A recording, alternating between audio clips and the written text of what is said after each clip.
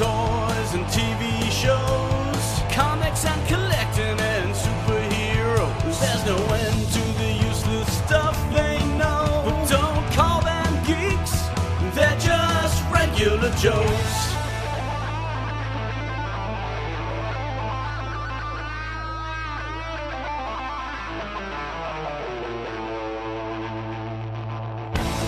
Welcome to the Regular Joe's podcast. I'm Dave Pisani.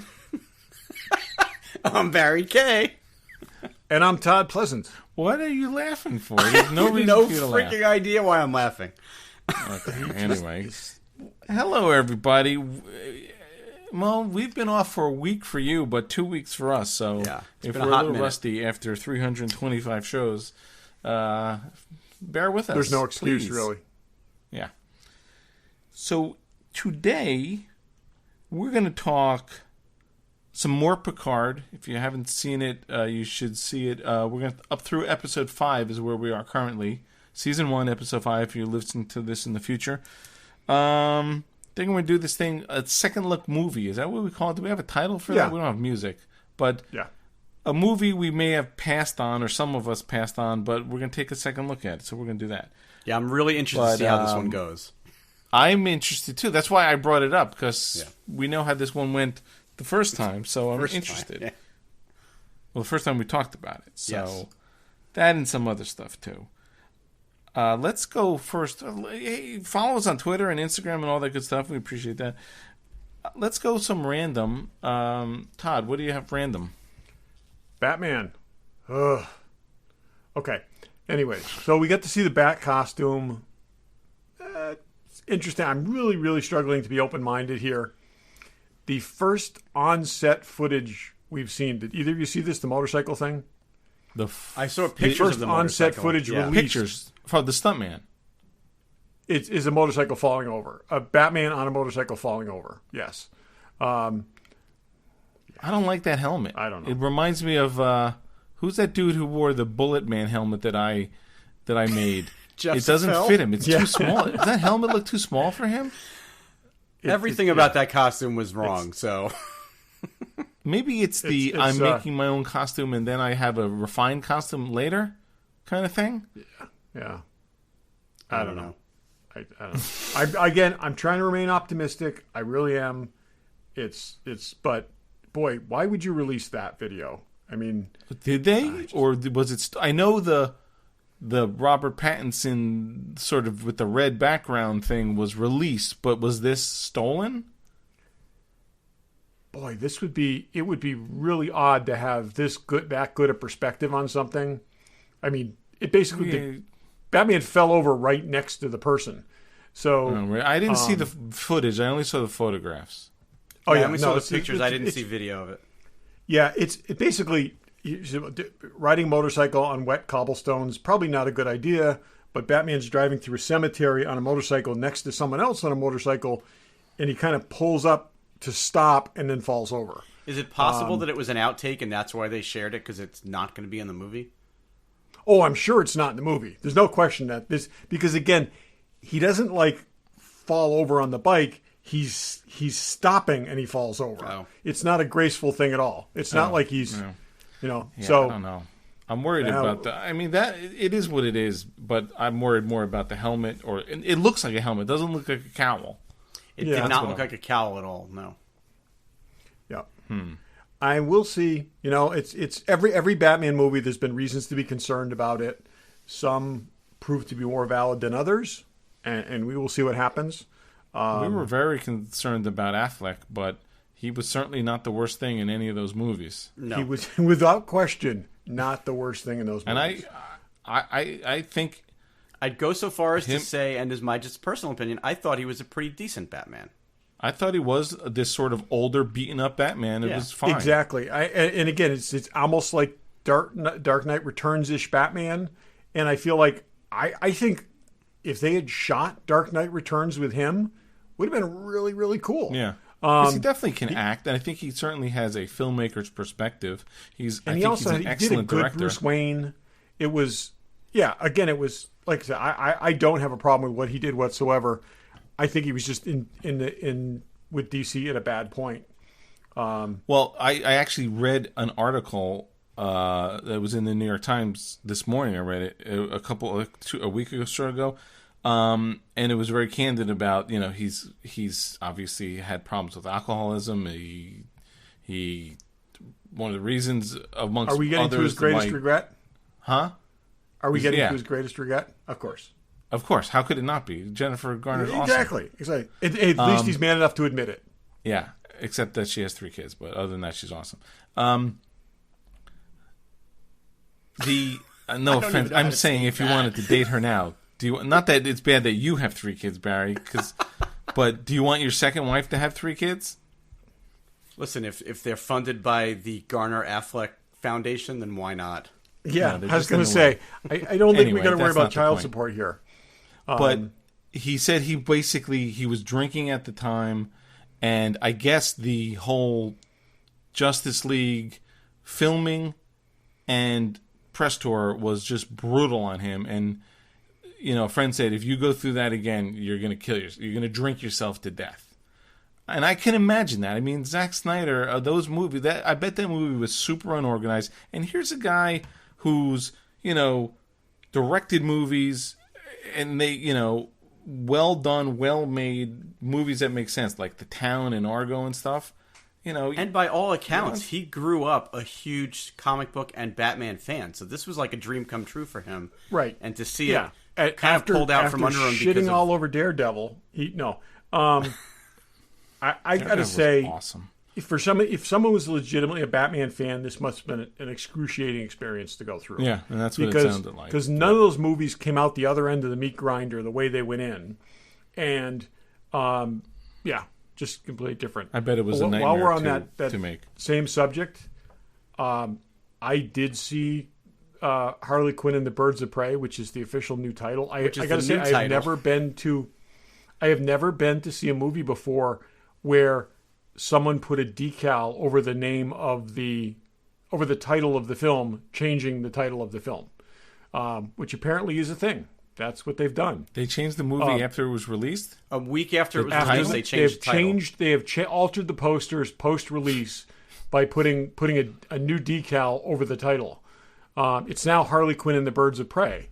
Well, the original title was like ridiculous. And right. And anyways, as was the movie. I got to say, I really thought like maybe they had to have a reason for making this thing. Really, no. And I don't want to go too in depth to this. Some of you may want to see it when it's actually on TV or something like this. We'll revisit it in 6 months when it's awesome. I've heard positive things. It is about awful. It. To be what's crazy is again, not from anybody I necessarily know in person and trust, but I've heard reviews of it that were actually really positive. That were trying hard to be positive. If you really like the Harley Quinn character, okay, you could make an argument for this film. But basically, it's at the expense of all the other characters. They basically made all the other characters into parodies of the characters to move her forward, including like 2 of the best developed characters in DC Comics. They made one goofy, and they transformed the other person who's got should have a movie herself into basically a teenage pickpocket. It's bad. I'm looking forward to Wonder Woman this summer, but that may be the only thing they can really do well. So, okay, fair enough. Barry, what do you got?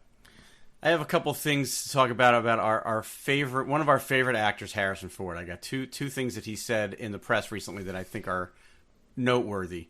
The first one he said to USA Today. He was asked the question: is his appearance in the Rise of Skywalker, is he a Force ghost, or is he whatever? And his response was, "I don't know what a Force ghost is. Don't tell anyone." And then he said, "I'm not talking loud enough for your recorder. I have no fucking idea what a Force ghost is, and I don't care." Good for him. I just love that answer. The other Who would thing ask that question? That's a stupid question. It was USA Today asked him, like he's gonna know, like he cares. He's That's a bad question. Yes. But I You know like what? his answer. He came back. He did what he needed to do in that movie. God bless him for that. That's great. I give him Well, a lot of credit another for doing interviewer that. asked him, how did they convince you to do it? And he's like, J.J. Abrams asked me, and he thought it was a good idea, so I came back and did it. It's like, It was a good idea. yeah. So It was definitely a good idea. And so the other thing, this was on for Fox. It was a guy named Jake Hamilton asked him questions about the "I Love You, I Know" scene, and he said, "So I'm about to be frozen in kryptonite," and then the guy corrects him Yeah. and says carbonite, and he sighs deeply and says kryptonite, carbonite, whatever. I just work here. I thought those were both great Harrison Ford isms. So. yeah. And, he said in this interview he's apparently like 2 months away from starting Indiana Jones. Yeah, 5. he said that. I saw him on Ellen while I was away. Surprised, like he's doing Ellen. Well, he's out promoting Why Call did of the they Wild. make Call of the Wild before Indiana Jones? Because I Indiana just- Jones wasn't ready. They didn't have a script. And it's with a CGI dog, so it was probably an easier shoot. That's not a real dog. Karen Gillan's in that movie too. I heard her interviewed recently, and she said she was in it. She is? Yeah, Why would you not put her in any commercial? I know. I have not seen her in the In trailers. every or anything. commercial. Is she wearing the same outfit she wears in that Jumanji? That'll Yeah, get she me to totally watch is. that anytime. Even though it's in the Yukon, she wears the short shorts and and a the half the shirt. cutoff. Yeah, yeah. That's We funny. should hope. Yeah. Yeah. It's funny. I had two different. The Affleck thing was sort of one of my randoms, but I just read this and I thought this is not me bringing it up. I read it, so I have to bring it up. In our autograph, Barry, you may have seen it in our autograph group on Facebook. Our moderator Andy put out the question in a little poll: which is worse, Kingdom of the Crystal Skull or The Last Jedi? And so I put that out to this crowd here. Which is worse? The Last Jedi. Oof. Kingdom of the Crystal Skull. I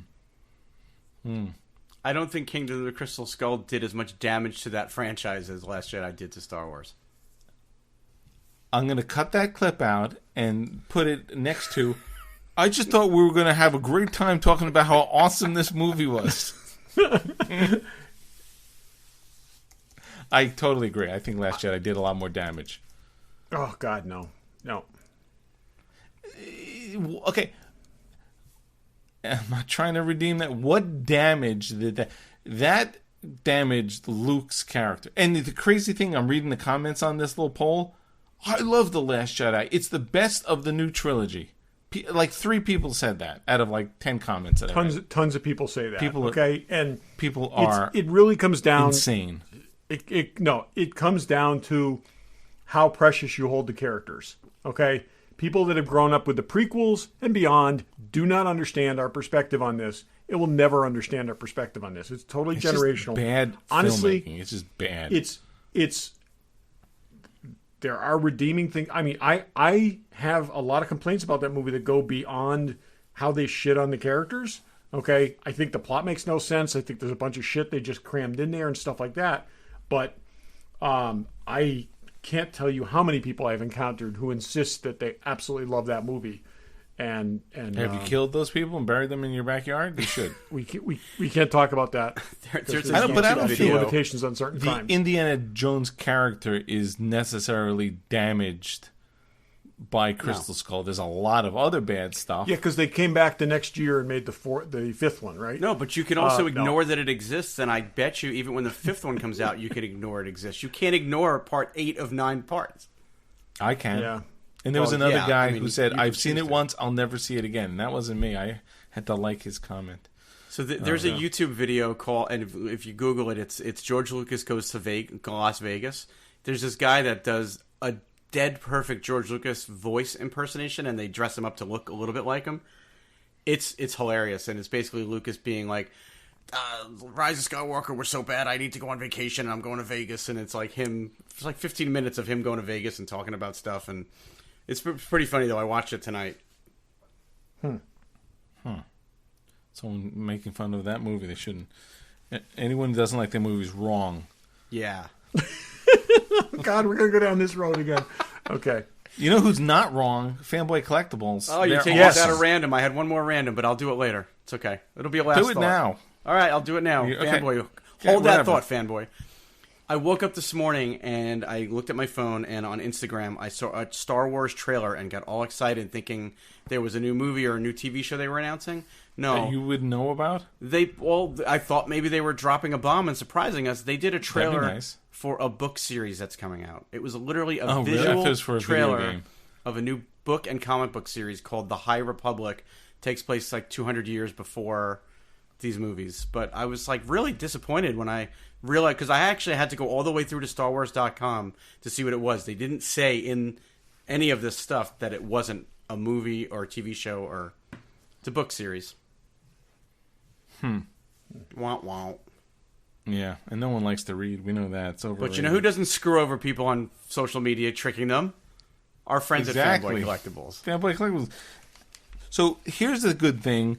Check out their Instagram. They're reporting from Toy Fair, which is going on now, Yes. and there's tons and tons of pictures they're posting of all kinds of stuff. So Fanboy Collectibles on Instagram. But this week, Kotobukiya, Scarlet Witch, which is very interesting, I think. The animatronic Baby Yoda, that was a big announcement at Toy Fair. That's up for pre-order. There's a bunch of Harry Potter. The Kotobukiya figures. Baroness statues in stock. G.I. Joe Baroness statues. Those are those Bushoujo things, Yeah. which I try not to talk about because I don't really get that. But not that there's anything wrong with that if you collect them. That's your thing. So check might all that have a stuff couple out. I might have a couple of those. But yeah.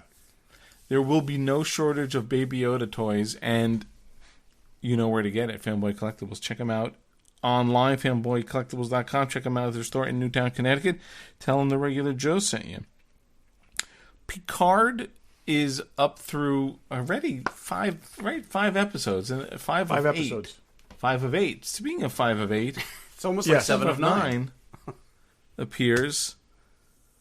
Is it 8 or is it 10? I thought Oh, it was is 10. it 8? I Maybe think it's it's 10. 10, because if there's only 3 left, they haven't really gotten enough story out. That's again, and I know everyone's going to be like, "Oh, you guys just look." I do. Todd said it on my behalf. Star Trek is like sex and pizza. Even bad it's still good, and this is okay. It's taking a long time to tell this story. I find it very Magnificent Seven like, but Seven Samurai like. You know what the Almost challenge is that I have with that is that we just saw that in The Mandalorian, and I realized I know. they're completely separate things, but we just saw a very similar lead up to. But this is how, yes, except that these all last 45 minutes. This is how things are going to be done now. I think when you see stuff like, I think we're going to see a lot more chapters things. We're going to see a lot more episodic things. You know, I read the, I'll talk more about later, but I read a novel that goes with this. And I also read the comic, which, Barry, I know you read the first 2 issues of the comic. And when I finished the comic, what occurred to me was those 3 issues, if you read that together, that was paced like a Next Generation episode. Okay? Not 3 episodes, 1 episode. You had this kind of slow build-up thing. You had this little middle point, and then the resolution. And that could have been an episode script. They've thrown that model completely out the window. This is, kind of steps. I don't know. I'm finding it interesting because I like the character. It interesting, but I it's don't a know little if you could do something slow. like this without the attachment to this character. I agree. I think you gotta be a fairly hardcore Next Generation or Star Trek fan to really appreciate it. This is not for the non-fan. I think the non-fan is like Going to be this is lost slow and watching boring. this. Yep. and confused. Who's the Borg? Who's the Romulans? Tal Shiar? There is, I gotta say, there is a lot of that. And even the I also Borg, think we've seen 3 Borg characters or former Borg characters that were from Next Generation now, and I would challenge most people to recognize 2 out of the 3 because think if you're not hardcore, you're going to have no idea that they're even relevant. Right. Yeah. I mean, that's Technically, fine. Technically, four former Borg characters, which I did like one of the things in the most recent episode, I did like the intersection of Picard and Seven of Nine, because you forget that, but he is really the first human who was deborgified. And, it makes perfect sense that the two of them would have encountered each other at some point. But I think that's. I love that they brought her in, and I know I'm having flashbacks of Captain Pike. I mean, is Seven the most interesting thing in this show? I mean, and would you love to see a show of what she's been doing for the past 14 years? Because it sounds like she's been up to some pretty cool stuff. It does. Yeah, and what they're trying to do. I'm surprised, and I agree with everything you guys are saying, and I'm surprised that I would have thought this would have been the accessible show. I mean, I think that this is way more like for the hardcore fan than Discovery, either season of Discovery has been. And if anything, I would have thought they would have used this as an entry point back into Star Trek for people. And this is kind of like, if you're not really into it, you're not going to get it. It's pretty Discovery you can walk into with a more or less clean slate. Remember, there is 170 episodes plus 4 movies of backstory for this, which they're acknowledging all of it in one way or another on some level. I didn't expect them to, is my point. I would have thought that they would have, because it's so many years later, this would have just been maybe a couple minutes of exposition. They didn't need to do that. They didn't need to do all this. I think they wanted to get the fanboys back into the loop who did not like Discovery, and I think this is doing that. This is the comfortable chair you settle back into. It's the known, it's very much the known. It's a little you're finding that in the 20 years since it's the again comfortable chair. In the 20 years since Nemesis, things have not gone as well as we kind of had hoped. I got to say, it's a very different kind of Star Trek. They said that from day one. This is being showrun by a novelist. Okay, this is going to be a slow rollout. It is 10 episodes. It's going to be a slow rollout. I think it's going to go somewhere eventually. I'm really enjoying it. I'm enjoying it too. I did not expect a show with a 94-year-old protagonist to be an action show.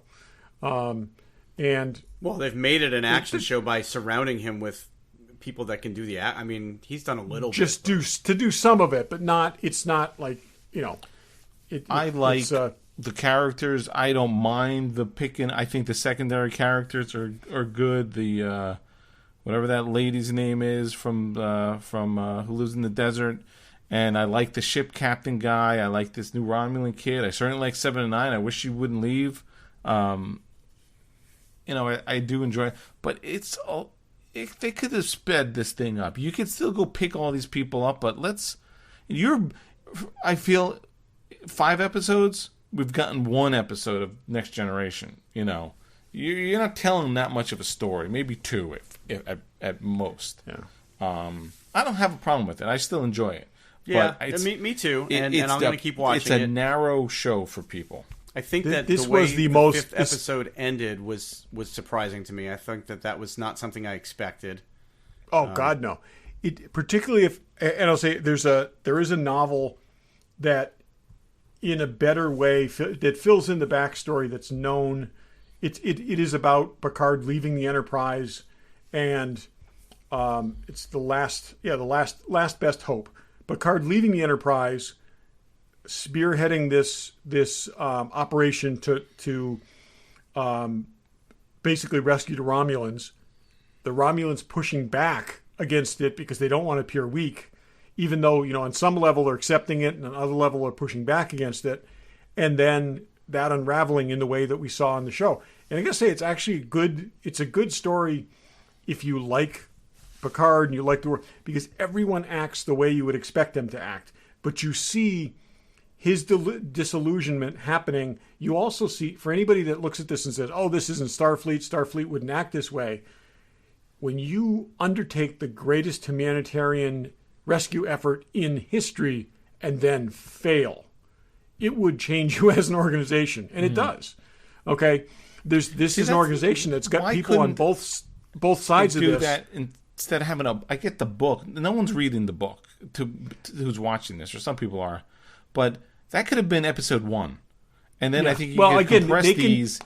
There's actually scenes that we've seen that are in the book that are woven through there. Yeah. So basically, if you want to see more, I'm saying you don't have to read this, but this isn't like a expanded universe novel or something like that. Everything in there was approved. Everything's all the little bits and pieces that they can't piece by piece go over in the show.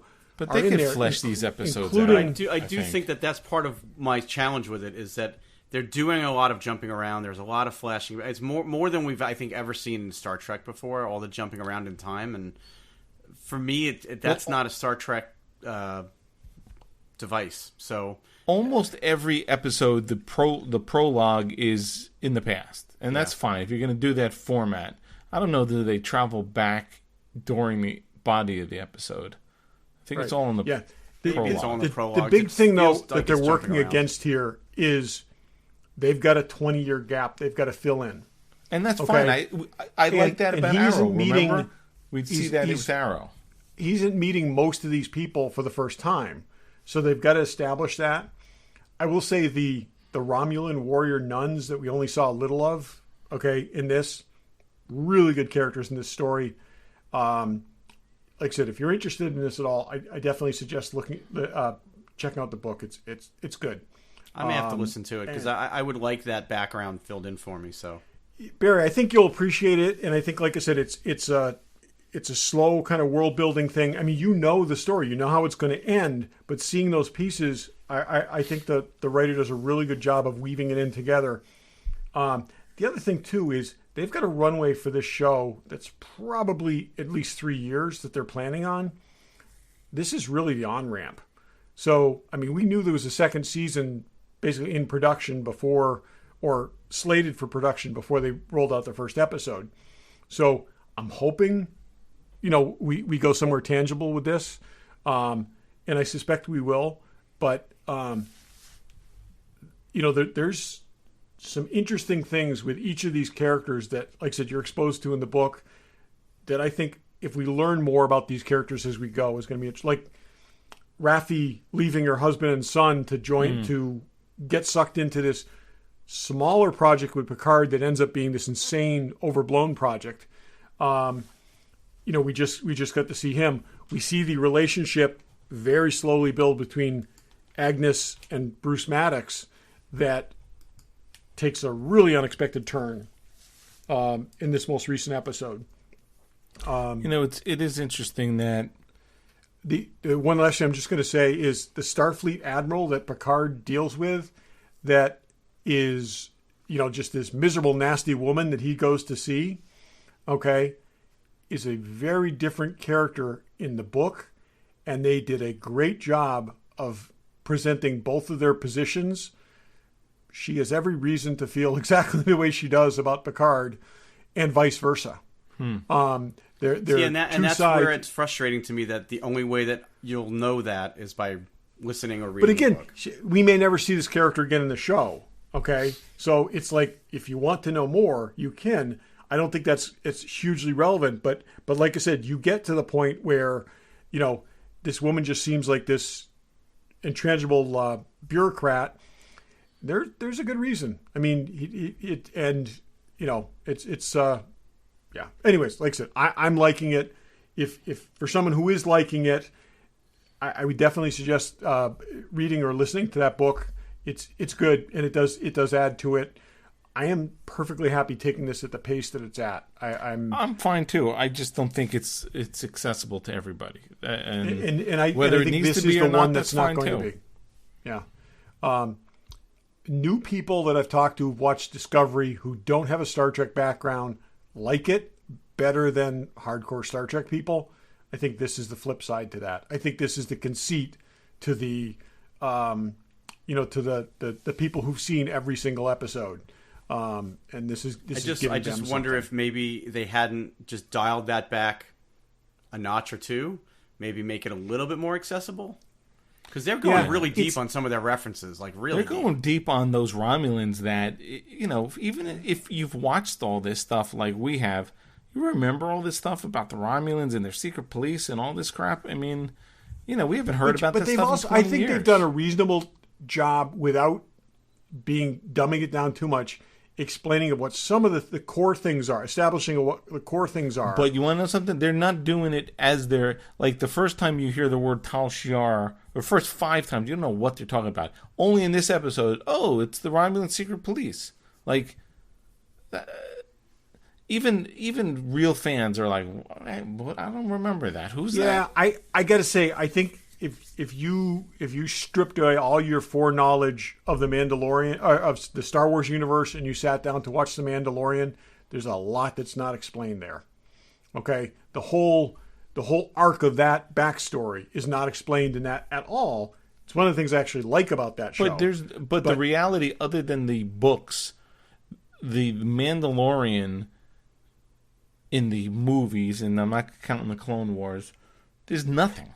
There's nothing other than Boba Fett that looks like them. That's all there is. No, looks like him, but he's also playing in a world that your average person can't place when this even takes place. Okay, well, I don't think you have to. Yeah, I like it. Don't give me any bad comments on Facebook. Anyways, like, I do like it. I like it a lot. Give me bad somebody comments. who's on the writing staff is a huge David Bowie fan, by the way, because Free Cloud is a reference to a David Bowie song. It was the B-side to Space Oddity, and Stardust City is like clearly a Ziggy Stardust reference. Barry, you need to look up some of Michael Chabon's books because you would love this stuff. I've got one I'll recommend to you later, but interesting. And again, if you look at this as a novel played out in 10 episodes, I think it's going to validate itself. And again, I'm happy with the pace of it. Okay, a couple things I really liked. This is the first time we saw a Romulan bird of actual Romulan bird of prey since Balance of Terror. It's the first time we saw it really do anything too, other than just float around. We never saw one move like we saw this one move. Oh yeah, I mean this was I was so excited for that. I know it's geeky and stupid, but I've always loved that ship. I loved it since I was a kid. The second time it appears in the second season or third season, it's just stock footage from the first time because they lost the model or it was stolen or whatever. There's a long story with that model, but I thought that was really cool. I loved when they cut the wing off.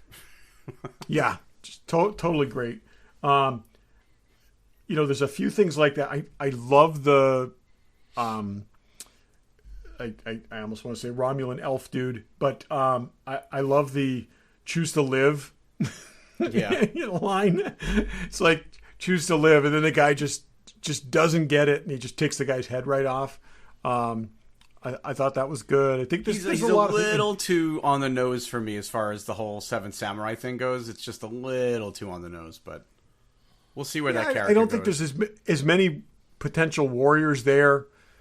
I like that Picard knew him as a kid. I mean, I like that the connection there. Yeah, and it's funny, when things like we're seeing a lot of phasers or laser guns, and like what is like the new phasers? I know. Really I'm wondering about this too. There's so many in that I gotta say, I like that Discovery era shuttles are now school buses and taxis. That found that as funny, but because that's the digital model they've got. The other thing too, I mentioned this to you guys, that we see Vasquez rocks, which has appeared in at least 3 incarnations of Star Trek, identified as Vasquez rocks, which was kind of cool. The phaser that 7 of 9 used at like direct range looked almost like the Star Trek V phaser. It had a little bit of that look to it. I was curious if that's and those would be phaser. If they were, if he had those on the ship, those are probably some kind of surplus that he picked up. Yeah, those are like. I think the ship is kind of cool. I want to see more of it, but I think that's interesting. I like the idea of the uniforms from 14 years ago better than I like the current uniforms. So you see Picard and Raffi when they were in their uniforms. I thought those were better looking than what their people are wearing currently. There's a little more to them, which is interesting. There is. I think that's meant to basically. I think that's a message that they're a little of the splendor is gone. A little of the could be. These look cheaper. They do look cheaper, but they also look very basic. You know, it's yeah. But I agree. I also think though they did that intentionally so you'd be able to tell a flashback from a present day shot. Yeah. But the more I think of it, the more I'm really curious if they're teeing Seven up to have her own show. There's she's a ranger in this, and you got a lot of backstory for her to sort of just disappear. I was after thinking one the same episode. thing. I mean, I read an article with her where she was saying that she had a lot of trepidation about going back into this. I don't know how committed she would be to doing that, but what's she doing? Damn, I got to say, I'd feel differently about this. I'd feel even more excited about this show if she was a regular and she was primary cast, because I really like I like the resolution of this with her. I thought that was great. Hey, anytime she's firing 2 phaser rifles, it's great. The other thing too with that is she's basically walking into a bunch of security people coming in, firing 2 phaser rifles. And it wasn't necessary to show her beat those guys. It was just like, okay, it's just a foregone conclusion. She's going to take them out. And I thought that was good. So, yeah. And she's almost our I'm age. enjoying It it. looks great. Oh, yeah, she definitely does. She does. She's like 52. Yeah, she's badass. She is my age. She's awesome. Always liked her. So. Anyway, okay. Yeah. Let us know what you think. If you don't like it, let us know. Who cares? No, I'm kidding. It's not. I'm curious what people think, especially if they're not like a hardcore Star Trek fan. Although, to be honest, if you're somebody who's actually plunked down the money for a CBS All Access subscription, it probably is your thing. I mean, why else would you have it? Because you're a Star Trek fan. Yeah, because you're not Kinda, watching. sorta, yeah. There's nothing else out there. And again, I said this the third time. The comic book is not required reading. The 3-issue comic is not required reading, though it does introduce the 2 Romulans that live with him at the vineyard. But the book stages it really, really well. And if you're committed for the long run for the series, it's worth spending the time going through it, because it does. I think there's a lot there that they would have liked to have put in, but Dave would have said it's even slower if they did. So, one last thing I'll say is I really did like the effect that they used on whatever that setting was on the phasers in the final scene, because she didn't just stun or kill. She evaporated in a blur of a red dust. Yeah, we've seen that What a little setting is bit that? in Discovery, but yeah, it was. I guess that's That the was kill, kinda the new cool. kill setting. It leaves no trace. Yeah, so yeah, be interested to see where it goes. Okie dokie. What was I going to say? I do. It's funny when you really think about what you said. Is there anybody who is paying for CBS All Access that's not for Star Trek? I mean, there's almost nothing else on there, unless The lot Good of old Wife or stuff, whatever. Yeah. Or is there a sequel to The Good Wife or some other shows? Yep. Or Something unless like you're that. somebody who really loves CBS and doesn't have a pay cable subscription or an antenna to watch CBS. Yeah. I don't know. They're supposed to have Yeah, 10 the other thing million- is there's a lot. I gotta say, there's a lot there that isn't on regular streaming that you can get. Again, it's. But not stuff I don't that's use it hugely compelling. It's a lot of back catalog stuff. Yeah. But before you give it your subscription, watch Evil. It's awesome. So, Barry, you got to watch that. Yeah, I know you keep telling me that. I just haven't gotten around I to know, it yet. and you should. You should listen to me, Barry. I do sometimes. Sometimes, yeah. Let's go. What's in the box?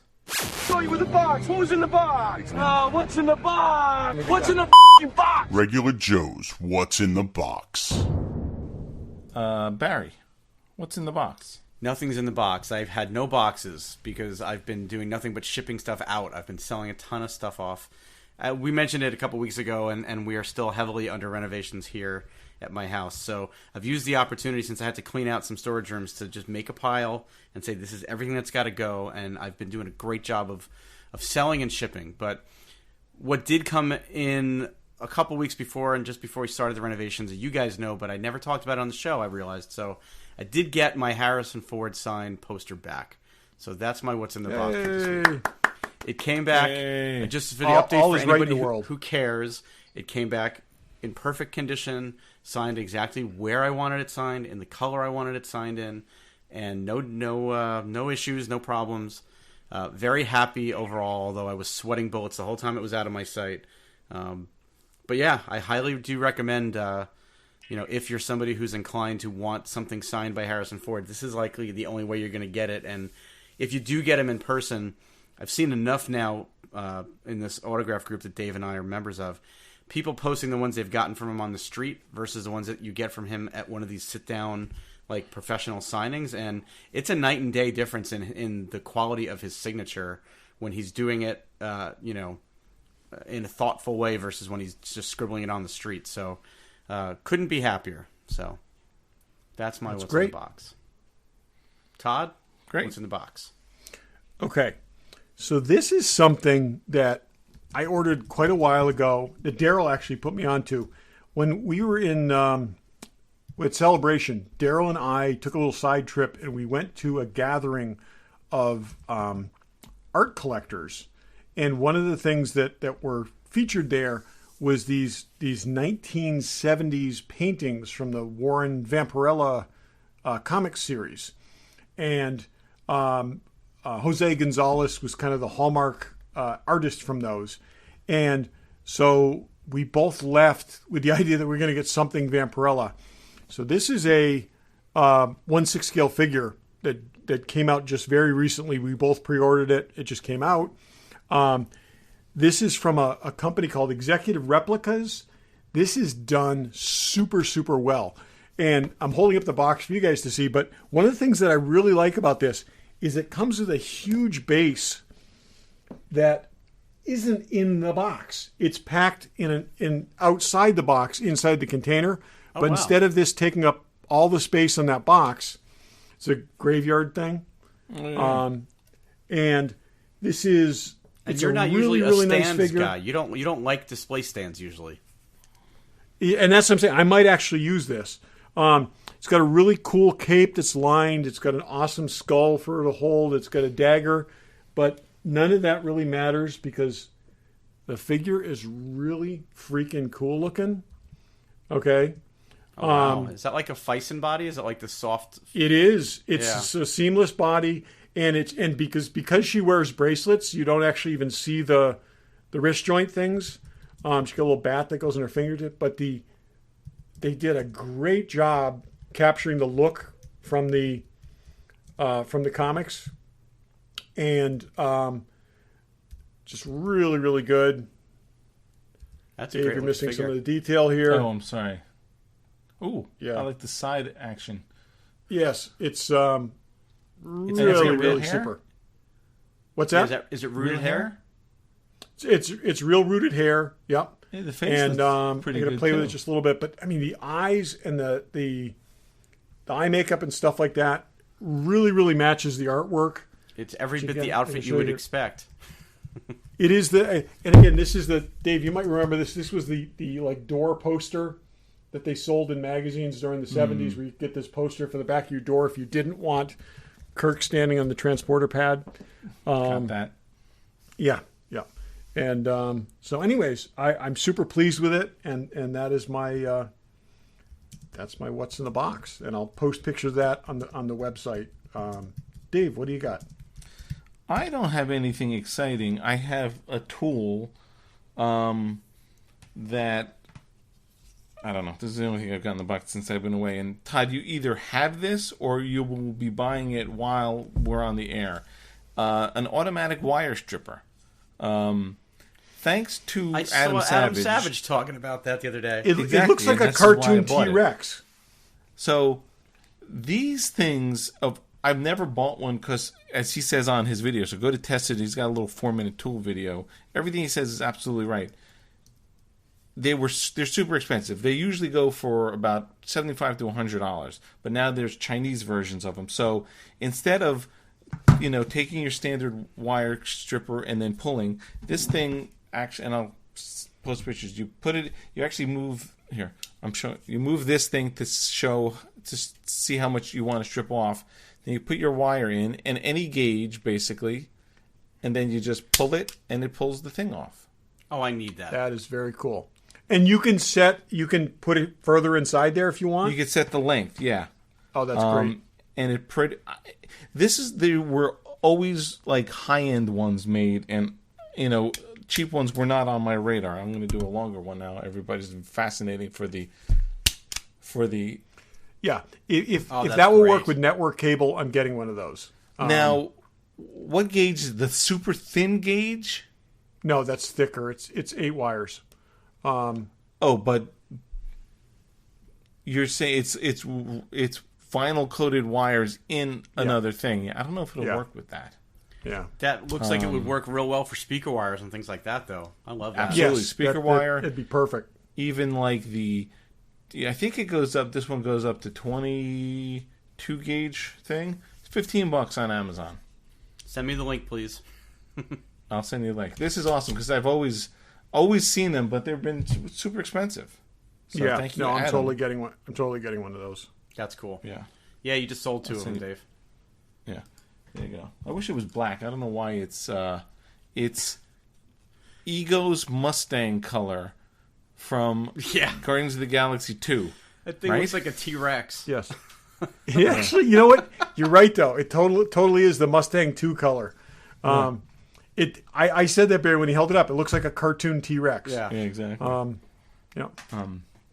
Okay, so the next thing we're doing is, so we've done this thing where there's movies we've passed on or one of us has seen and not recommended, so we haven't seen it. So I've been on a plane 4 times in the past 2 weeks for LA, Colorado, long flights, and I've watched a bunch of movies. And one of the movies that was on was Terminator Dark Fate, which Barry said was just horrific. Strongly recommended you skip. Strongly recommended you, and I'm like, okay, I had watched Gemini Man, I watched a Farrah Fawcett documentary, I watched Dark Phoenix, I watched 3 hours of Tanked, where they build those fish tanks for basketball players, basically. I watched a lot of stuff, so I'm like, let me watch this. I'm not trying to be a jerk, but I actually liked it. I thought it was pretty good. And then I texted Todd. Are you kidding? Could you watch this too? And I'm curious what the difference is. And I know your problem. If you were to list your top 5 franchises, I think Terminator would be in it. I don't know if it would make my top 5. I feel like It is that would make accurate? my top 5, yes. I don't think it'd make my. Not that it would. It would probably make my top 10. But you know what's crazy? It makes my top 5 on the back of one movie, Terminator 2. I mean, I like Terminator, but Terminator 2 is a formative movie for me. I mean, that was Absolutely. It's kind of like there's 2 good Alien movies, but Yes. Totally, absolutely right. But I will say, and I did watch the movie. I think it's my 3rd favorite Terminator movie. oh my god, you guys are both fucking crazy. I think you can watch those movies 1, 2, 3, and it at least makes sense. so 1, 2, Well, this okay. one. 1, I'm 2, Dark shocked. Fate. I didn't think Terminator 3 was bad. I thought no, it was Terminator 3 is okay. the second best Terminator movie. Oh, it's pointless. No, But anyways, the first maybe. one's awesome. Yeah, I guess, but yeah, those 3 are. You guys like that movie? I fucking really, with me. You're doing this I to honestly feel like really liked it. I was really surprised, Barry, and I understand the part that you were stuck on, you couldn't get past, but I think the way they changed it up, and having the enhanced character, I think they used Linda Hamilton perfectly. I think the humor was returned to the level of like Terminator 2. I think it was, it works. I'm just where looking they at the used calendar it. to see if it's April 1st. I'm not believing anything I'm hearing from either of you right now. You're messing with me. That's why I wanted to do this, and I'm not trying to into his little bunker, give you a hard time. When he goes into his little bunker and the walls light up and he's got all these guns, and they say, you just like had all these guns just in case like the apocalypse is coming, and he says yes, and it's Texas. It's like I lost it. It's. See, I think I remember your biggest. There's spoilers. The movie's been out. He's leaving. Barry just threw down his headset and left the room. Oh my God! I'm sorry. I had to walk away. I think your biggest issue was they killed John Connor in the first 5 minutes of the movie. You have a but he was redundant at this point. Man-boy love affection for Edward Furlong. No, it has nothing to do Edward with that. Furlong. It's purely story. And we've always accepted that about you, but the it's way the Newt thing all over again. Here's a movie that's sort of, one of its tent poles or whatever is time travel. So, with all the paradoxes of time travel, they took something and said, okay, this happened, but now we're going off on a different tangent. And that was a pretty good way to go off on a different tangent. It was. Why wouldn't they have multiple Terminators? Right. And it was unexpected. There was also some things in there that just worked better than what they've done. I mean, I know to whatever degree you like Terminator Genesis, Barry, I felt like that was Terminator grasping at straws. Should have been like the subtitle. I don't even remember it. I remember it being... I didn't like Genesis very much at all. Okay, but they warped, twisted, contorted that premise every way they could to try to squeeze one more movie out of it. This made sense. Linear-wise, this made sense. Everything was explainable here. The fact that were John Connor to die after they prevented these things would still happen. And then someone else would rise up. It like I said, it made sense. The other thing I got to say, and this crept up on me, is this is totally a female-led film. That they don't hit you over the head with that over and over and over again. I agree with that. But the three leads in this are strong women, and they don't like pause to do Charlie's Angels poses or totally be in your face about the fact that doing it. But it was very much that, and I think all the characters worked. I love the Linda Hamilton parody of Linda Hamilton. I think the female kind of Terminator-ish humanoid thing. The Mackenzie Davis, I thought that was great. I really liked that character. I thought that was a much more interesting character than a lot of Terminators we've been subjected to. Then if you had made her a good Terminator, we've seen that. She was exactly. I liked the fact that she was something different. And in a different timeline, technology developed differently. They had nanotech and all this kind of stuff. I did feel the ending was a little familiar. But there's only so many ways you can destroy one of these things. I'm speechless. I am honestly speechless. But what was it? Was it like one thing that you got stuck on and couldn't get past, or it was you just that, hated everything? And then I know we talked about this. I'll be honest. I saw it over the summer, hated it, and I've put it out of my head. So it's fresh for you guys. It's not fresh for me, but I don't remember liking. I don't know. I can't. I swear to God, it feels like we took 2 weeks off and you guys plotted this for the last 2 weeks just to see how I react. No, I'm telling you. No. I really feel like I'm like time on our hands. So I'm watching this thing, and I was like writing comments to Dave. I'm watching that, and I'm saying, I'm liking this a lot more than I thought I was going to like this. Is it possible that I set your expectations so low? I think that's part of it. I will say that's probably part of it. That's why I texted Todd. I'm like, is it just me? Am I like stuck on a plane and am really just desperate for something? But I kind of enjoyed it. Yeah. I like those characters. Means I have to watch it again to see if I... You don't have to, but... No, but now I feel like I should watch it again to see if it was just... Oh man! But okay, Linda Hamilton's line. I'm never going to fucking call you Carl. When she just turns and looks at him and says, you can call me Carl. And she looks at him and says, I'm never going to fucking call you Carl. Walks away. It was just, like I said, she was an extreme version of the character she was. You could see this person basically, I as seriously as you can take these films, I actually did like this. And, I probably don't love it. I will probably never love another Terminator film the way I did the second one, but I didn't feel like my time was wasted at the end of this film, which I gotta say, I certainly felt at the end of Genesis and Salvation. Genesis and there were some was things in horrible. Salvation I thought were okay, but I think there was a lot more they could have done with that would have been interesting. I Yeah, always thought I wanted to see a Terminator film.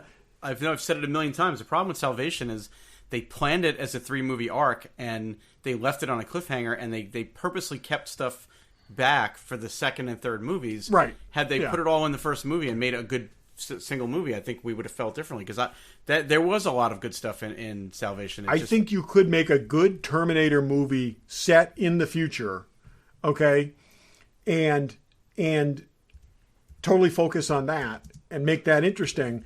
And I think they lost that opportunity there. But I think this, like I said, I think there was some unexpected. The characters were interesting. I don't think as a Terminator film, which is a fairly low bar at this point, it was that bad. I don't think I've ever been more surprised by a topic on this show. I honestly thought this was going to be 2 minutes of you both saying, yeah, we both watched it and we agree with you, it sucked. And I thought that was going to be the end of it. I swear. I thought we were going to have a conversation Barry, about how awesome I think Dave this movie nailed was. this. I think he nailed it. I don't think either of us have an attachment to the kid and the way you did. Listen, I don't And love I that think character. we I got- just felt like you can't make the greatest Terminator movie that's ever been made all about saving this child because that is the future of mankind. And then in this movie, in the first scene, kill him. But in the movie, they also not only did they save the child, but they prevented Skynet from happening. Yes. So I think you're taking a lot. They got a lot of balls to actually do that and go off on this other tangent, like you would in time travel. yeah. Listen, there's maybe a if it lot had of worked out better in Alien 3, I wouldn't have had such a problem with it. But I really felt like it was the same mistake they made I'll at the tell beginning you, of Alien 3. having watched this, and like I said, and I believe this, you can watch the first one, the second one, and this movie as a, 1, 2, 3, and it works. I totally want to see because they can do the de-aging thing. I want to see the Alien movie where it picks up exactly at the end of 2. We reveal that 3 and 4 were dreams that Ripley had while in the sleep chamber.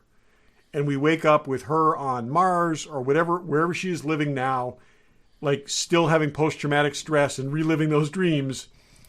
And then her and Michael Biehn fight the aliens that finally get to Earth. Well, that's probably somewhat like what that. Yeah, that's what I'm saying. I mean, Camp you was could totally exactly you what could that- to just have yeah. have little snippets of those scenes, and then have her be like, "Woof," and taking her meds and whatever, and going back to work. This is such role it's- reversal. I'm usually the one that likes everything, and I hate that's it. why I know that. That's why Yeah, I wanted to make a thing out of this, because I was like, Wow. what's going on here? Okay. Okay, Well, Barry, did you see Dark Phoenix? No, I never saw Dark Phoenix. Okay, because I was going to say, because now we could also because Dave saw that also, so we could now shift gears and have Dave tell me how great that was. That because was awesome, by the way. I crapped all over that film. I also saw Gemini Man. I don't know if anyone saw that. Literally, Dave, no one saw that. No one saw that. No, I have not seen that. I did see a few movies while we were on hiatus, but none of the ones you guys saw. No. I don't know what I You want to know what I did? something. This is hilarious. My wife and I went out on Valentine's Day to the movies to see Downhill, which I thought was going to be a romantic comedy starring Julia Louis-Dreyfus and Will Ferrell. Oh, Will Ferrell. Turns That's out not a comedy at all. And it was really? not. We went purposely thinking it was going to be. Oh, it's a Will Ferrell movie. It's going to be funny. It's Valentine's Day. No, it's the premise of the movie is that the family of four is on vacation in, I think it's the Swiss Alps, and there's they set off a charge to do a planned Avalanche. Thank you. And the snow comes a little too close, and the wife and kids think they're going to die, and Will Ferrell, as the husband, runs away and leaves them there. And after it's all safe, he comes back, and they spend the rest of the movie dealing with the fact that he abandoned them. This was what we thought was going to be a romantic comedy for Valentine's Day. And I read a review of it, Barry, that basically said everything that can be interpreted as funny is in the ads and is spun in a way that it totally changes the tone of the film. We thought it was like a fun romp, and it was a depressing as hell movie. It was awful. Oh, really? That's too bad. Yeah, I think I saw that. I thought it was advertising. awesome. Yeah, I bet you did. I don't know. I honestly, I don't know how to read you guys anymore. So, Dave, you'll see that a year from now on a flight somewhere. You can let us know whether you agree with Barry or not. Even if it were a great movie, which I don't think it certainly wasn't the right movie for that evening or that frame of mind. So, yeah. It's funny. They didn't really. Did they put out any romantic comedies for Valentine's Day? No, that's why I thought that was the one. It's like watching Marriage Story on Valentine's Day, which I also watched while we were on hiatus. But oh boy, wow. Anyway, okay. Let us know if you saw Dark Phoenix and liked it. Not Dark Phoenix, Dark Fate, Terminator Dark Fate, and liked it or didn't like it. Any last thoughts? I know you used up your last thought. Anyone else? I did have something that I watched a YouTube video, and Dave, this will be more from your childhood than Todd's, but there's a YouTube video of all of the moments from the movie Kiss Meets the Phantom where the members of Kiss are acting. It's about 4 minutes. And it made me think that needs to be our next drunken commentary movie. That is a tough movie. That is Todd, tough. I'm sure you've probably never seen it, but I have never seen it. look up this. It's called Kiss Meets the Phantom of the Park Supercut. It's just the scenes where the members of Kiss are acting. It's solid gold. That's crazy. But I feel like that might need to be a drunken commentary movie. Okay. I have one quick thing that didn't quite rise to the level of being a random. There's starting to be a lot of talk about the Marvel Moon Knight TV series, and this is officially non-news. Okay, Daniel Radcliffe, who is not the main character in that show, finally came out and said, "No, I am not the main character in that show." He's in it? Why would he even do No, it he's then? not. He's not. And for whatever reason, somebody started this rumor that just kept floating around and no one denied. And this guy could possibly not be less Daniel Radcliffe. I actually like Moon Knight. I got caught up on a bunch of the more recent series in the last few months. I really like it. I'm really eager for them to see what they do with it. I hope they don't screw it up. But this could be really good. But boy, no way, no how is it Daniel Radcliffe. And I was actually relieved to see over the weekend that he finally publicly acknowledged that he's got nothing to do with this. While he would not mind being in something Marvel related, he's not involved in this. So, Interesting. So more on Fair that enough. soon, hopefully. Yeah. Okay. And thanks for listening. Thanks for listening. Thanks for listening.